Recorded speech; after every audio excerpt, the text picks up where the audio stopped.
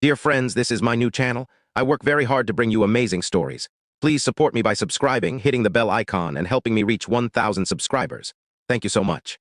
When I was a kid, my father used to call me his little warrior. He'd ruffle my hair and say I was the tough one, the one who could weather any storm without breaking. Growing up in our modest Phoenix home, I wore that label like a badge of pride, thinking it meant I was special. But as the years piled on, I realized it was just an excuse for my parents to pour all their attention, love, and resources into my older sister, Jessica, while I was left to fend for myself. By the time my 18th birthday rolled around 3 days ago, that so-called strength felt like a weight dragging me down, and the events that unfolded shattered any illusion I had about my place in our family. Jessica, at 23, was the undisputed star of our household. With her perfectly curated social media presence, a wardrobe that could have been ripped from a fashion magazine, and a knack for turning every minor inconvenience into a Shakespearean tragedy, she had my parents wrapped around her manicured finger. Mom and Dad would drop everything to soothe her, no matter how small her complaint or how big the cost to anyone else, especially me. So when a freak thunderstorm swept through the Southwest, grounding all flights and derailing her meticulously planned influencer trip to Los Angeles, I should have known her meltdown would ruin everything. But I didn't expect it to obliterate my 18th birthday, the one day I'd let myself believe would be about me. For months, I'd been dreaming about this milestone. My parents had promised a big backyard bash, something to mark my official step into adulthood. We'd spent weeks planning, picking out fairy lights, lanterns, and tablecloths from Target, sketching out a playlist of my favorite songs, and sending invites to friends, cousins from Tucson and Sedona, and even some distant aunts and uncles. I'd spent the morning of my birthday buzzing with excitement, helping Mom hang decorations and baking a batch of Grandma Ellie's famous vanilla cupcakes, the ones I perfected over years of practice. The backyard looked like something out of a dream, with string lights twinkling against the Arizona sky and the scent of desert sage drifting in the air. I could already imagine the laughter, the clinking of glasses, the way the sunset would paint everything in gold. But as the afternoon faded into evening, something felt wrong. My phone stayed silent. No text from friends asking about parking, no RSVPs, no excited emojis flooding my group chat. By 6 p.m., I was pacing the patio, checking the time obsessively. By 7, worry had settled in my gut. By 8, I was on the verge of tears. I found my parents in the living room, sprawled on the couch watching a true crime docuseries like it was just another night. "Where is everyone?" I asked, my voice trembling. Did something happen? That's when they hit me with it. They'd canceled my party. Canceled it without so much as a heads up. Apparently, Jessica had stormed into the kitchen that morning, still fuming about her canceled LA trip, and declared it insensitive to throw a party while she was in emotional distress. My parents didn't even hesitate. They'd sent out mass texts to everyone, friends, family, the whole guest list, claiming I was sick with a debilitating migraine, and had asked for privacy. The lie was so calculated, so cruel, it took my breath away. They hadn't just stolen my day, they'd erased me from it entirely, all to keep their precious golden child from throwing another tantrum. The rage that surged through me was like nothing I'd ever felt. This wasn't just about one ruined birthday.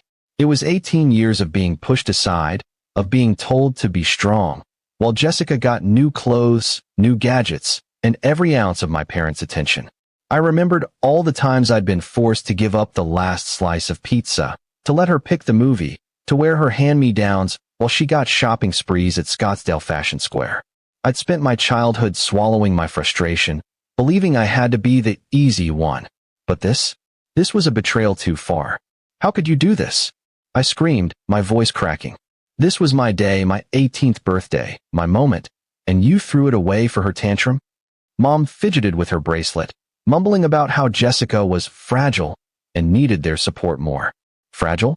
She was a 23-year-old adult throwing a fit because her influencer dreams hit a snag. Dad just snapped at me to keep my voice down so I wouldn't disturb Jessica, who was napping upstairs like some delicate Victorian heiress. That's when Jessica swept downstairs, her silk robe swishing, her hair still perfect despite her supposed devastation. "What's all this drama about?" she asked, her tone dripping with fake innocence. like she hadn't orchestrated the whole thing. When I called her out for sabotaging my birthday, she had the audacity to lecture me about empathy and how I was being selfish for wanting to celebrate while she was suffering. I saw red. Before I could stop myself, I lunged at her, grabbing her perfect hair, and we ended up in a full-on brawl on the living room rug. My parents had to pull us apart, and in the chaos, we almost missed the doorbell. It was Grandpa Henry, my dad's father, standing in the doorway like a storm cloud in khakis and a polo shirt. At 6 feet 2 inches, with a voice that could silence a courtroom, he was the family patriarch everyone respected, and maybe feared a little. He'd driven from his place in Paradise Valley after hearing shouting from the driveway. "What in God's name is going on here?" he demanded, his eyes flicking from my tear-streaked face to Jessica's disheveled hair.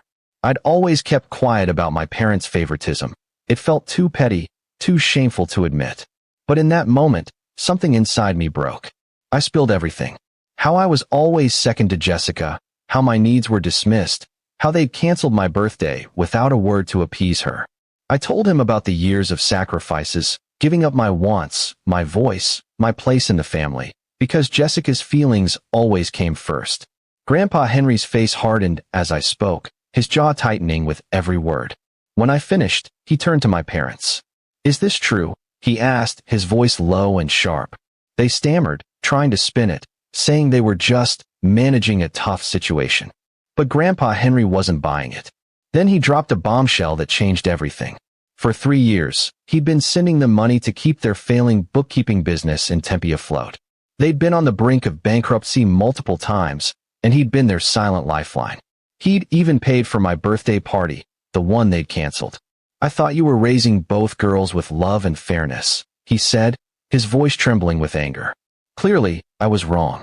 Jessica, never one to sense danger, chose that moment to pipe up, whining about how her canceled LA trip justified ruining my day. Grandpa Henry stared at her like she'd just confessed to a crime. "You think your little vacation matters more than your sister's 18th birthday?" he said, his words cutting like a knife. Then he turned to me. "Lila, pack your bags. You're coming with me." The room erupted. My parents panicked, not because they were losing me, but because Grandpa Henry announced he was cutting them off financially.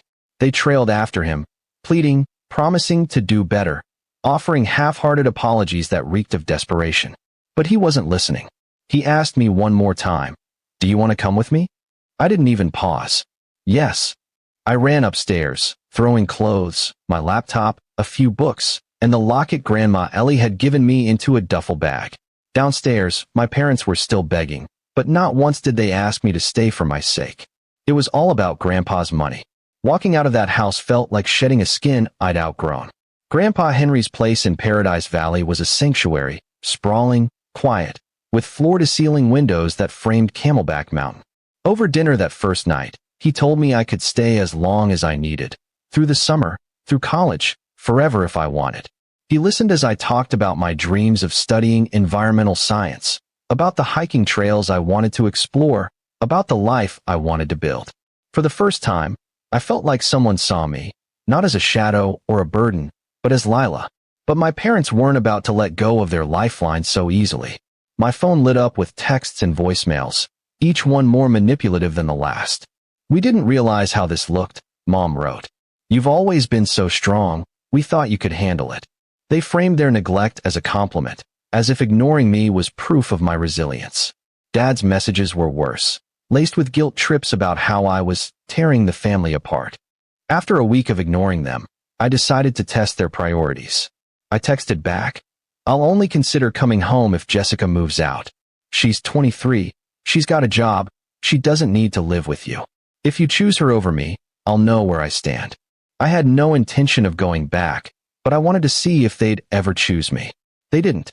Days passed without a reply, and I knew I'd gotten my answer. Life with Grandpa Henry was everything I'd been missing. We'd cook together, his famous chili was better than anything Mom ever made, and watch old westerns, laughing at the cheesy dialogue.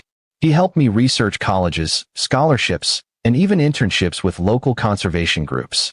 One night, over coffee on his patio, he shared a piece of family history I'd never known. My mom had spiraled into depression after her parents died in a car crash while she was pregnant with me. She'd blamed me for their deaths, convinced my existence had cursed the family. Grandpa Henry and Grandma Ellie had fought to keep me from being put up for adoption. They never fully accepted you, he admitted, his voice heavy. I should have stepped in sooner. It hurt, but it also set me free. I wasn't the problem, never had been. Then Jessica showed up. 2 weeks after my ultimatum, I was walking home from Chaparral High School with my friend Marcus, a linebacker who'd become my unofficial bodyguard after I told him about my family drama.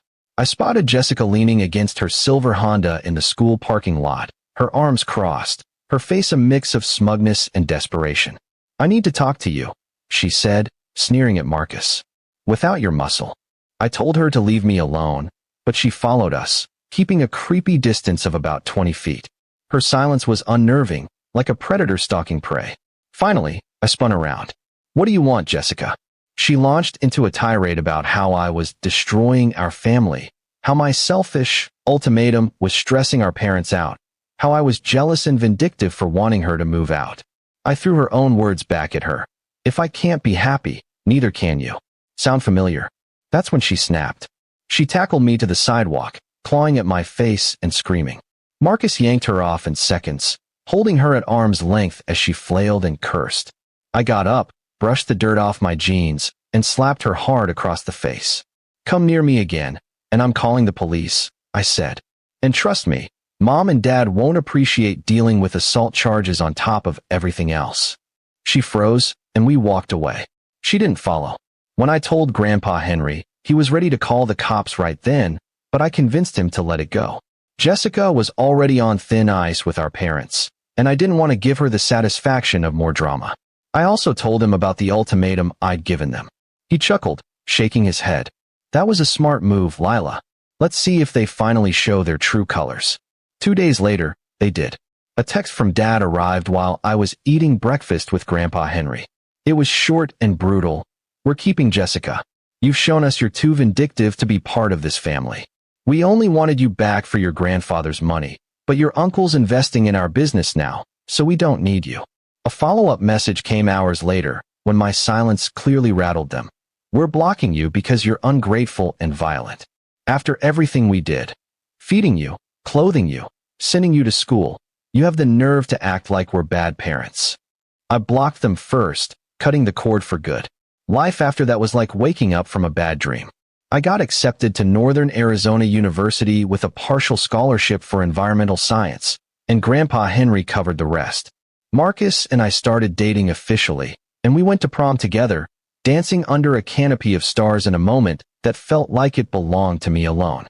Word spread through our extended family about what my parents had done, and most of them cut contact. My parents' social circle in Phoenix shrank as their true colors came to light, and their business struggled without Grandpa's support. Last I heard, Jessica had moved into a tiny apartment in Mesa, unable to handle the tension at home as my parents downsized to a cheaper place in Glendale. I'm thriving now in Flagstaff, surrounded by friends who feel like family. Marcus and I make long-distance work, driving to see each other on weekends, hiking trails and dreaming about the future. Grandpa Henry's my rock, the parent I always needed, and our bond grows stronger every day. We talk about everything, my classes, my goals, even the little things like which coffee shop makes the best latte. Sometimes I wonder what might have happened if my parents had chosen differently, if they'd seen me as more than a means to an end. But I don't linger there. I'm free, I'm valued, and I'm building a life that's mine. And for the first time, I'm truly, deeply happy.